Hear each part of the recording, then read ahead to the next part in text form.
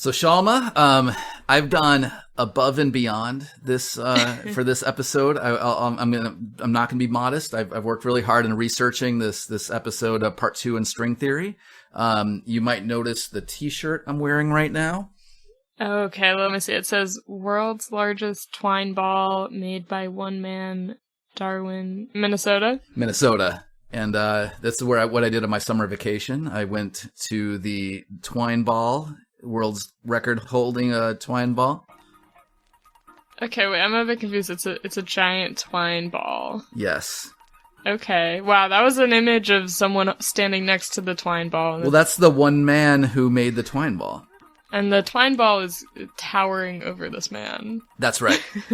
And so now I know way more about twine and by extension string.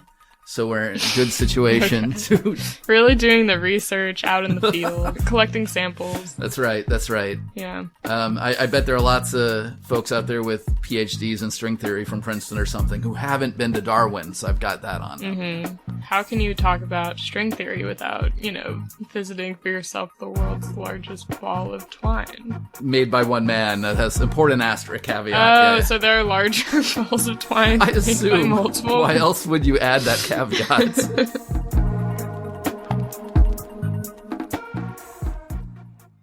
Jokes aside, if you haven't heard our last episode introducing string theory, you're going to want to go back and listen to that one first.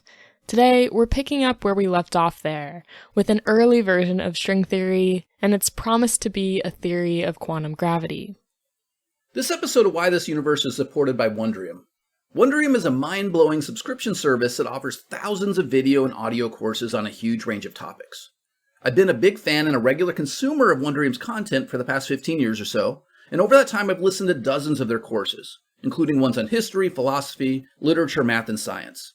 For me, it's kind of like taking an intro-level university course from a great professor on a subject you've always wanted to know more about, but without the big tuition fee, and all in the comfort of your own home or daily commute. One of my all-time favorite series in Wondrium is called Mysteries of Modern Physics Time by my friend and colleague Sean Carroll. Sean is a fantastic physicist and communicator. In over 24 lectures, he talks about what we know about time, from Newton and Einstein up to modern questions pertaining to black holes, the Big Bang, and even the possibility of time travel. So if you want to know more about the physics of time or just about anything else, give Wondrium a try.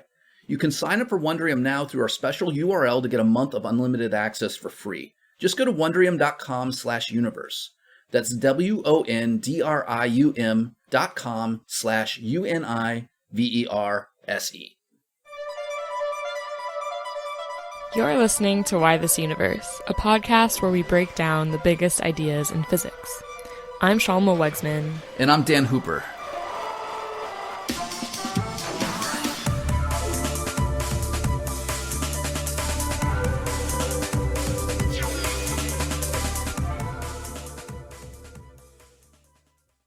Last time on our show, we introduced the early form of string theory. Back in the late 1970s and early 80s, physicists discovered that if you have a theory with strings and you combine it with quantum mechanics, quantum gravity would naturally pop out as a result. And this is pretty exceptional. At its foundation, this is why physicists are so excited in string theory and have been for so many decades now.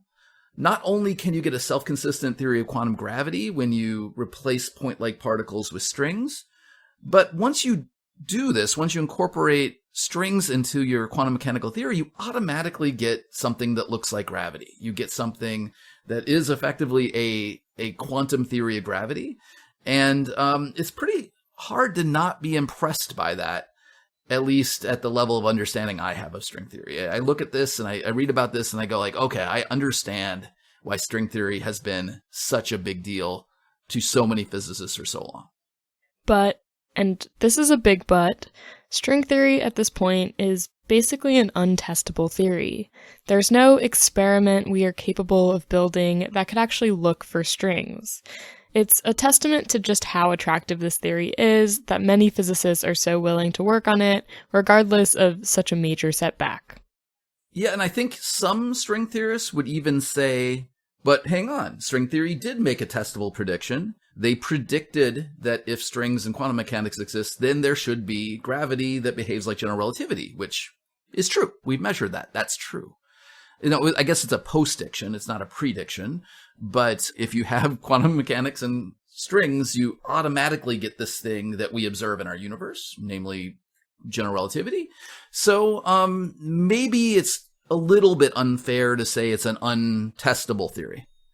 But that being said, it's also completely fair to say that many of the facets of string theory that we're going to talk about today are just not experimentally testable in any existing or plausible experiment we might want to build. These are very, very hard theories to test, at least in detail. And there's a reason why we think string theory might have something to do with nature, but we're not sure it does. It's we don't have the ability, the technology yet to really put it to the, test you'd perform in a laboratory. All right. So string theory sounding great. You get quantum gravity for free. You make quantum gravity self-consistent mathematically, like we talked about in the last couple episodes. It's a renormalizable theory of quantum gravity. All this sounds amazing, but around this time, string theory starts to get pretty weird. As a refresher, string theory tells us that the particles we know of are actually the result of vibrations in a more fundamental object called a string. You could think of this in the same way a note emerges from a vibrating guitar string.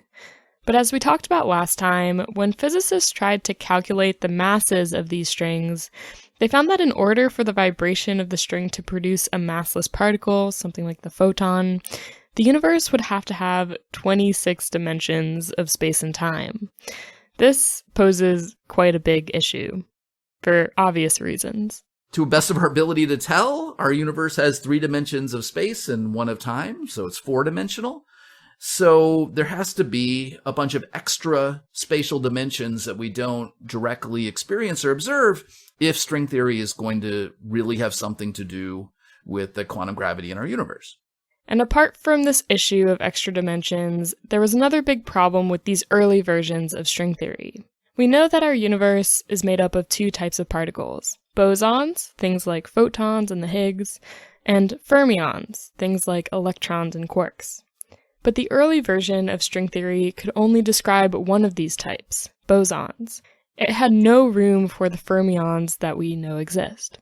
Parts of our universe's contents just didn't exist in this early form of string theory, so it couldn't provide a realistic description of our universe. That changed in 1977 when the physicist Pierre Ramond found a way to extend or expand that bosonic string theory, allowing it to include both bosons and fermions. This is, of course, a big deal because you want your string theory to describe all the stuff that exists in the universe. But in order to do this, Ramond had to combine that bosonic string theory with this concept called supersymmetry. Now, you might have heard us talk about supersymmetry before. It's definitely been a big part of the theoretical physics landscape for the last several decades. But it's kind of like string theory. We don't have any real evidence for it. It's just this mathematical idea, and particle physicists like it because when you incorporate this into your theory, you solve certain mathematical problems that would have otherwise existed.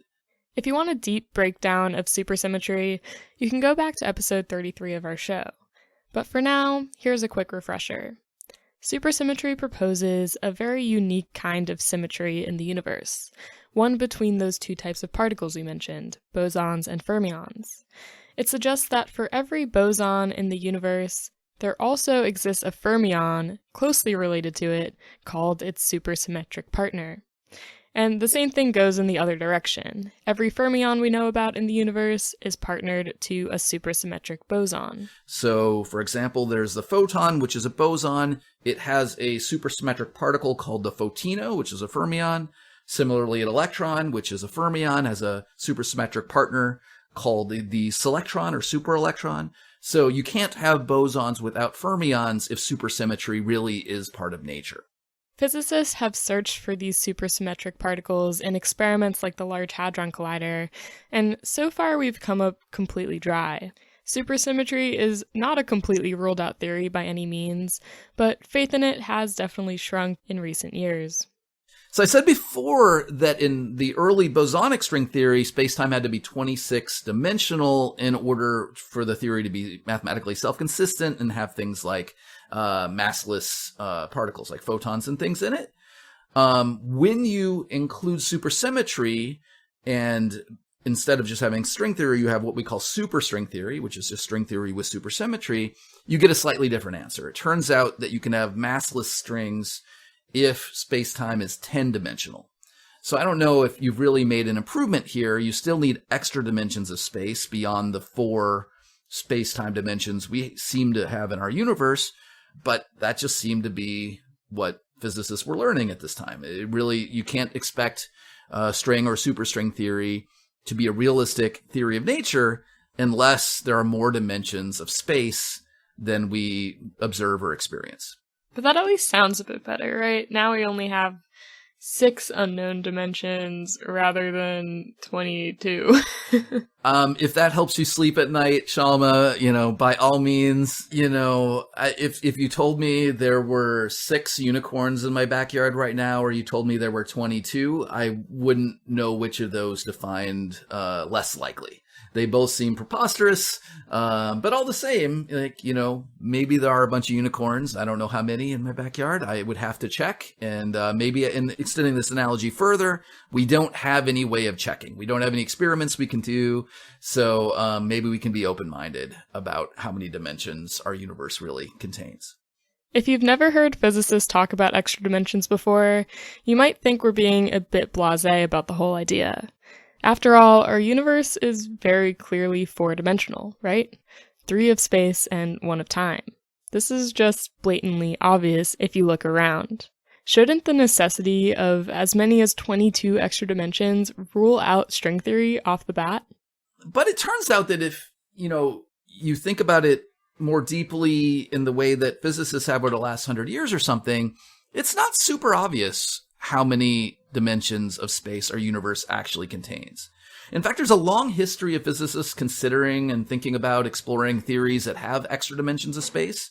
This goes back to at least 1919 with the work of Theodore Kaluza and Oscar Klein, who built these things that we now call Kaluza-Klein theories. And these theories are extra dimensions of space, but they're kind of wrapped up in a circle. So what I mean by that is picture some dimension of space, and if you walk or move along that dimension of space far enough, you'll eventually come back to where you started. Kind of like walking around the equator of the Earth or something like this. And you could imagine that there could exist whole dimensions of space that function this way, that are kind of wrapped around in circles, or what we would call it being compactified in some sort of circle. As far as we know, this is not what our known 3 dimensions of space are like. If you were to choose any one dimension and fly a spaceship in that direction as long as you can, there's no reason to believe that you would ever circle back to our solar system. But these circular dimensions are certainly mathematically possible. And if they exist, they wouldn't extend out to infinity. Instead, they would have some finite radius. Now, if these circular dimensions were big enough to notice, we probably would have noticed them already. But if they had an extremely short radius, we wouldn't be able to move into them at all, making them functionally invisible to us. For a particle to be able to travel into a tiny circular dimension, it would have to have a tiny enough quantum wavelength. And the smaller a particle's wavelength, the more energetic it is. The same way blue light is more energetic than red light because it has a shorter wavelength. So if they're small enough, then the only stuff that can move through the extra dimensions would be really, really high energy, maybe so high energy that we don't have any experiments that are high enough energy, or particle colliders or whatever that produce particles with enough energy to get moving around those extra dimensions. So we just wouldn't notice those dimensions. They would be entirely imperceptible. In most versions of string theory, the extra dimensions we're talking about here are roughly the size of what's known as the Planck length, which is about 10 to the minus 35 meters. So that's an extremely tiny, tiny length. We just don't have any way of noticing anything that small. If you wanted to get something to have a wavelength small enough to fit in something the size of the Planck length, they would have to have an energy of about 10 to the 19 giga-electron volts, which is a quadrillion times higher than the energy of particles at the Large Hadron Collider. So there's just no plausible future, at least for many centuries, in which human beings would be able to produce particles of that much energy. You'd literally have to build something like the Large Hadron Collider, but the size of the solar system. So, that's not an experiment that's going to be forthcoming anytime soon. So, will we discover compactified extra dimensions anytime soon? Well, probably not. But the idea itself is enough to make string theory viable. 10 dimensions doesn't have to be an issue if there's some chance that 6 of them are just curled up too small to see. It may still sound like a stretch, but it's worth being open-minded here. Like we learned in the early 20th century with the discovery of quantum mechanics and relativity, the universe works in mysterious ways, and we can certainly expect it to surprise us. So now let's jump back on the timeline. So far, we've made it to the early 1980s, when the first pioneers were developing the early version of string theory. But it hadn't necessarily become a household name yet. Up until the middle of the 1980s or so, research into string theory was still a relatively small program. It just wasn't very popular among many physicists. I'm not sure exactly how many scientists were working in the field of string theory at the time, but it wasn't all that many. So to try to get a feel for this, because I was just kind of curious, I looked up this seminal 1974 paper by Joel Shirk and John Schwartz, which first described how string theory would give rise to gravitons, making it a candidate for a theory of quantum gravity. In total, this paper's been cited about 800 times. And that's a good number. That makes it a famous paper. If you've written a paper with 800 citations, like you're a very well-known physicist and you wrote in a paper that a lot of people thought was important. But what's interesting here is that in the first 10 years, from 1974 until 1984 or so, it only had about 30 citations. And 30 is, for a paper that would turn out to be this important and influential and make such bold claims, 30 is really nothing. And what this really reflected, in my estimation, is that just in the 70s and early 80s, not many people were thinking about this stuff yet. It was still, kind of a academic backwater, kind of a little island that a few people were thinking about, and most people weren't even aware was going on. That all changed and changed dramatically and quickly in 1984. It was during this time that string theory started to look increasingly promising as a realistic theory of quantum gravity. And as a consequence, it drew the attention of many of the world's premier theoretical physicists. And during this pretty short period of time in 1984 and 1985, there was just an absolute burst or flurry of activity. Physicists like Ed Witten, Michael Green, John Schwartz, David Gross, and my University of Chicago colleagues, Emil Martinek and Jeff Harvey, all contributed and just solved problem after problem after problem, making string theory with each step look more likely to reach this mature phase where we would finally have, this real theory of quantum gravity that could describe realistically how our universe works and functions in this way that people have been trying to, sort out since Einstein.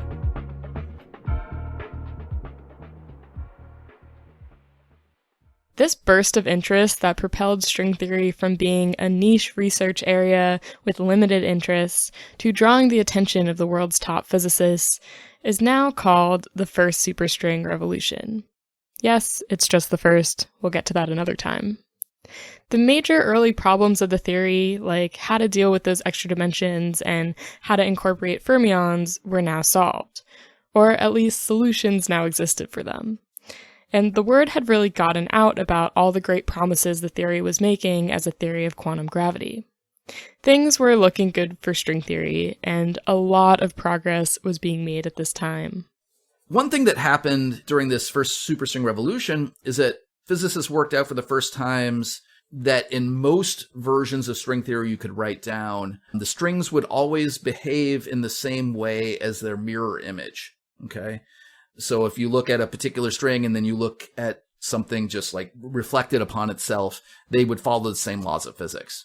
But that's not what happens in our universe. The mirror image of particles do not behave in many cases like the particles themselves. Neutrinos, for example, only interact if they're spinning in one particular direction. If they're what we call left-handed neutrinos, then they interact. And if they're spinning the opposite direction, what we call a right-handed neutrino, they don't interact. We don't see those particles. So for a version of string theory to reflect a realistic depiction of our universe, it has to have this feature, it has to allow for strings in their mirror image to behave differently. And this allowed the string theorists working on the problem at the time to throw out a huge fraction of the possible string theories and focus on a much smaller number that could potentially describe our universe and the particles we find in it.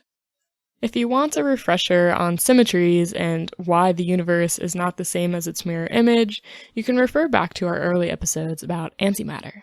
So developments like this really helped the physicists working on string theory to narrow down their search and focus on the very specific string theories that might have something to do with our universe. And I think this fed into the excitement. It started to look like maybe they would figure out this is the one singular string theory that works.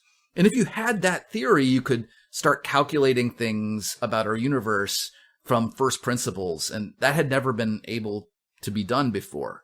Right now, if we want to know what the mass of the electron is, all you can do is go and measure it. We don't have any way of predicting that. Our theories don't tell us how heavy the electron should be. But if you had the string theory in hand, at least in principle, you could calculate things like this, and that would allow you to test it and find out if it was really the description of our universe or not. So things were looking really exciting. It looked promising that these physicists were going to finally identify either the singular string theory that worked or maybe a small number of them or something and whatever. But then things started to get a little bit more complicated. First of all, by the time that the first superstring revolution was kind of closing down in 1985 or so, physicists had discovered not one, but 5 different kinds of self-consistent string theories. These are called type 1 string theory, which was discovered in 1984, and that was a big part of starting off the first superstring revolution. But then shortly thereafter, there were 2 different kinds of string theory called heterotic string theory. One is called SO32, and the other one's E8 cross E8. These are just math symbols. And then later, there was type 2A and type 2B string theories, and all of these theories contained different kinds of strings that did different sorts of things. They really weren't, they didn't look the same. They looked like totally different sorts of string theories. And, people worried, is this just the tip of the iceberg? Are there going to be more? How do we know which of these is true? And then furthermore, there was, I think, even thornier question of how you imagine that the extra dimensions you need in these series get wrapped up.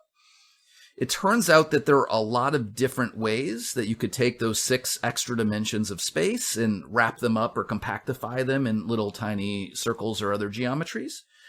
Each of these ways that you could potentially compactify the 6 extra dimensions is something called a Calabi-Yau manifold in mathematics.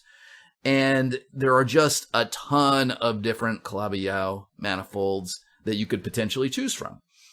And if you knew which of the 5 string theories you were talking about, and you knew which Calabi-Yau manifold our universe was compactified around, then you could try to make some calculations and predict some things that we can compare with observations. But if you don't know those things, you don't know how to make those predictions. And, before you knew it, the first superstring revolution was over, and physicists were a little disillusioned by their lack of ability to kind of close the deal on finding this grand theory that describes all of the forces and all the kinds of matter and energy and everything that exists in our universe. That just never came to fruition. So closing out the first superstring revolution, the landscape of string theory was a mess. We had 5 different types of string theories, and there are a ton of different ways that the extra dimensions of each of these theories could be accounted for. Without a viable experiment that could do the job of finding the one correct string theory, you have to wonder how this mess could possibly get cleaned up. In 1985 or 1986 or something, I think a lot of people still thought string theory was probably the right answer, but they just didn't know how to make progress. When you have 5 different kinds of string theory, frankly, all of which are really hard to calculate anything in, and then you have some very, very large number of ways that those extra dimensions could be compactified or curled up, and every way you might choose will lead to totally different predictions for things in our universe. You kind of get stuck. And that's what I would say seems to have happened. Of course, I wasn't around in 1984, 1985. I was in grade school, so I was alive, but I was not aware of things going on in the string theory community. But, I have gone back and read what various string theorists were saying about string theory at the time. And I really get the feeling that people really thought they were on the cusp of what they called the theory of everything, a theory that would describe every force in nature and every form of matter and energy and describe all their interactions. From that theory, if you had it, you could calculate all the laws of physics as we know them. And like, I can see why that was so exciting. And that, if that had come together, I think we would have to admit, treat that as one of the singular most important moments in human history. This is something that no one would ever forget. And in 1984, it looked like that might be happening all around you. But of course, like, that incredibly exciting state of affairs didn't persist for very long. By the end of that first superstring revolution, it looked less and less likely that we were about to discover some singular version of string theory that we could identify as the theory of our universe. Of course, maybe some version of string theory is still the right answer to that question, but which one? We just don't know. And in the late 1980s, it just looked impossible or intractable to try to figure out the answer to that question. So that's the first superstring revolution. I think this sets us up for next episode, part 3 of 3 on string theory. We're going to talk about that second superstring revolution that picked up again in the 1990s. We're going to talk about this idea called duality, which is going to connect all of these different string theories to each other into something we call M theory. We're going to talk about the holographic principle and all sorts of kind of ridiculous absurdity about what our universe really is and what string theory has to say about everything from black holes to space and time to matter and energy, and how a universe like ours might fit into this whole picture.